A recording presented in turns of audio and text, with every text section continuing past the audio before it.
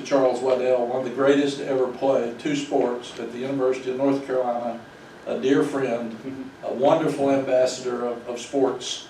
And we miss you in Chapel Hill, but you've done a great job in Columbia, and we love you.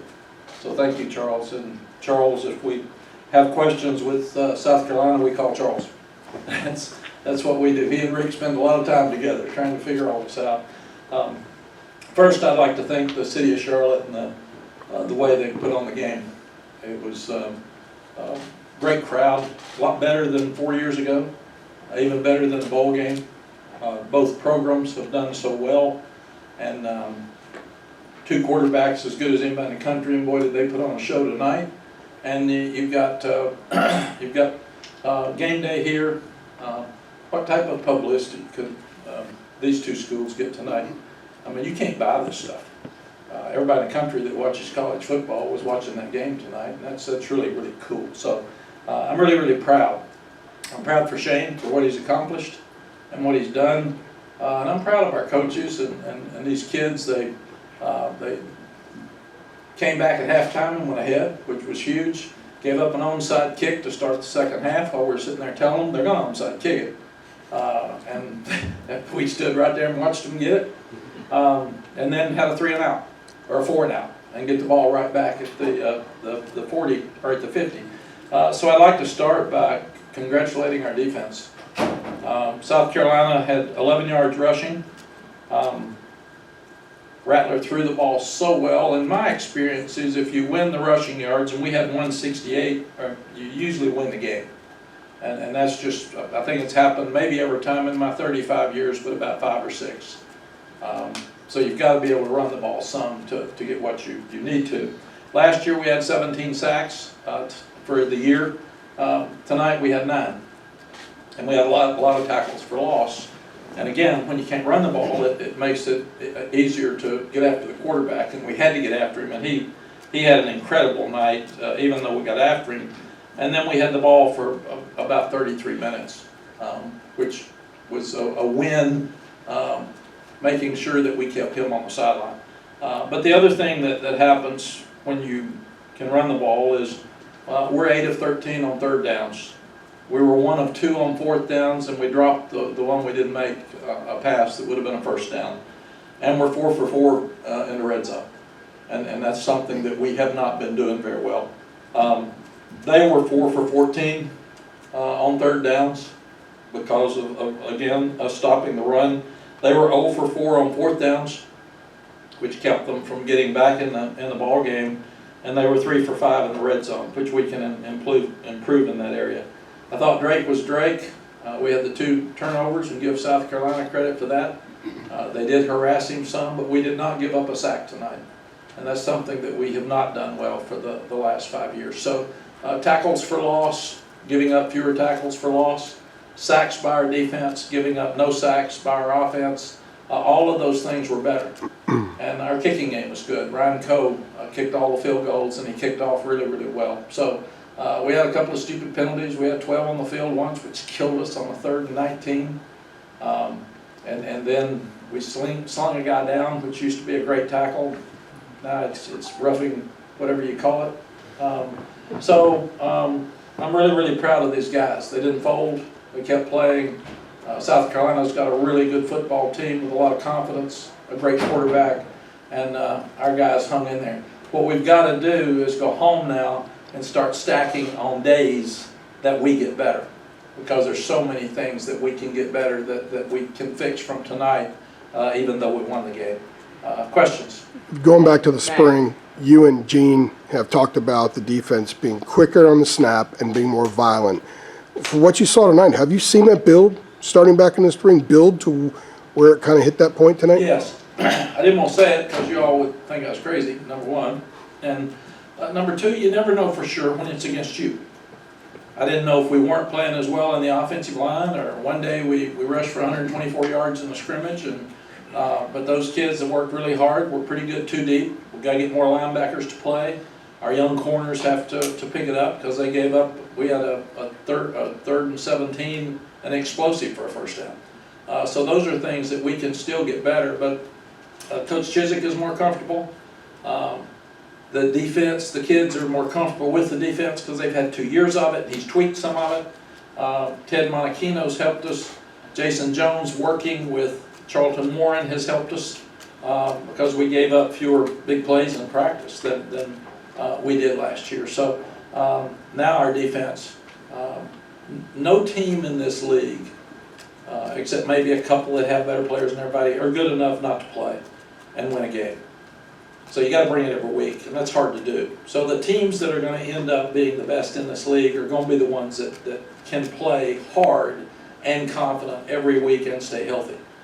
So we'll be tested by that next week. We've got a long ride home tonight. We've got to get home. We've got to get up and go back to work tomorrow and get ready for App State. Mack, what does it say about your defensive unit that twice in the fourth quarter South Carolina was able to drive within 25 yards of the goal, and in both of those instances you guys forced a turnover on downs? They're playing with a lot more consistency and therefore much more confidence. They didn't get their heads down. They didn't pull the old poor me like they did at App State last year in the fourth quarter. So this should really build on their confidence. We can show them tomorrow the things that they need to fix because South Carolina scored in 5 plays once. So we've still got a lot of things we can fix, but overall they're playing defense much better. They're much more fundamentally sound. Mack, with everything you went through this week, Monday, Tez in limbo, an ACC vote that kind of went against your school's wishes, was there more emotion after this one than there might have been otherwise? Luke, I think it's multitasking is crazy anyway, but probably emotional for the kids. What we're trying to teach them is we're trying to teach them a lot of things. We're trying to teach them how to be men, how to grow up, how to be adults. We're being an extension of their parents. That sounds corny, but it's we talk about NIL, we talk about transfer portal. It's still our job to help them. And when you have an absolute tragedy like we had, all we can do is pray for the families involved and try to help young people learn from it. Those are teachable moments. Tez's situation, I don't think it's fair at all, and I hate it for him. Eric Church wore his jersey on the sideline, and Eric Church just gave him the jersey, presented it to him in the dressing room, and gave him the game ball. But it's there, and that's what we've got. So you can't make everything in your life good, but what you can do is handle things that aren't going well, and handle things that aren't good. And that's what we're trying to teach these players is you try to keep from having problems. You're still going to have some tough things in your life, and when they come up, the way you handle them is going to be the success rate that you'll have with you and your family. Mack, if you could consistently play that way defensively, how does that change the ceiling of what this team can be? Josh, that we can be good. We've got good players. We've got good coaches. I thought until we had the turnovers, the offensive staff had a brilliant game plan to start the game. They ran the clock. They had no sacks. We were good in the red zone, 8 of 13 on third downs. And the way they ran the ball, we had 20 minutes at halftime to South Carolina's 10. That kept the defense off the field. And part of that was the defense getting 3 and outs. We played better as a team tonight, and our staff worked better as a group trying to help each other. And there was never any panic or anybody mad because there was a turnover or we didn't get the onside kick or it was even kill, and they just played with a lot of emotion. They kind of took it as a challenge to sudden change. Ooh, gosh, we got to go out there and stop them, man, instead of, oh my God, why didn't we get the onside kick? So we're growing up some. Mack, how proud are you and happy are you for British Brooks, especially after everything that he went through last year? Yeah, the last game British played in was this one for the bowl game against South Carolina. He didn't even realize that, and his granddad told him that this week, and he told me. And the reason you coach are the kids. It doesn't sound like it, but that's what you do it for. And walking off the field, I've never been prouder of a young guy. British was down on his knee crying like a baby, and he was just so proud that he made it back. Because when he hurt his knee, he didn't think he'd ever play again for a day and a half. And then he said, I want to play again. Well, it's easy to say and hard to do. And that young guy did an unbelievable job of getting healthy and playing so well tonight. He'll just keep getting better and better. He's really a good player. Mack, to follow up on that, did you talk to British right there? Like, looked like you shared a moment with him. Yeah, I said, I'm so proud of you. A lot of people couldn't do what you just did. And what a great message to DeAndre Boykins and some of those guys that are hurt now, that you fixed it. You took a awful situation and turned it into a positive by coming back and being able to play and help your team win. And that was kind of a signature win for him, because I apologized to the team yesterday. I said that you all played so bad against South Carolina. Sometimes some guys play bad, and some did. Some of those guys played hard. British played one of the best games he's ever played. So I said, for you that played good against South Carolina 2 years ago in the bowl game, how awful of me to say that it's the worst game I've ever seen. We had some guys play bad, but we had a lot. Said Gray, Power played his first game ever when Gilmore got hurt his shoulder at halftime. So I apologized. And I said, and give South Carolina respect now. At the end of last year, when we didn't play well in a couple of those games, they were beating Tennessee, Clemson, and had a chance to beat Notre Dame. So don't walk out of here and act like they're not good. I said, I want you to respect them, and you play up to that respect. And that was really, really important message for this game. Mack, how did you feel like Drake played tonight? I thought Drake played great. He probably will have to look at it. He had a lot of pressure, and he probably forced 2 balls. But you know what? He made a throw to John Copenhaver for a touchdown that he was on his back. He made another throw to Bryson Nesbitt with somebody hitting him right in the chest when he threw it. So if you're going to make those throws and you say, no, no, no, great job, Drake, then you can't say that when he gets one intercepted. So, but I thought he played great. He'll be so hard on himself, because all he'll think about is the 2 interceptions.